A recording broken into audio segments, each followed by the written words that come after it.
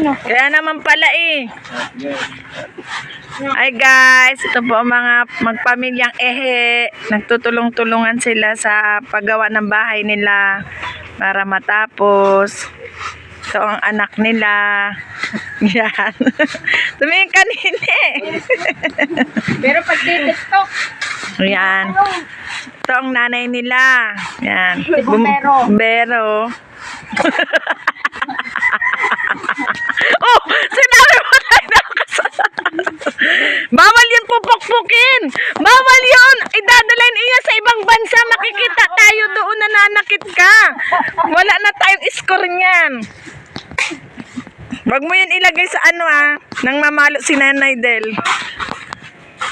O yan, bitin mo yan. Yan. Ano na yan, 1,008 mil lang edad niya, pero tingnan mo naman, kalakas-lakas pa rin.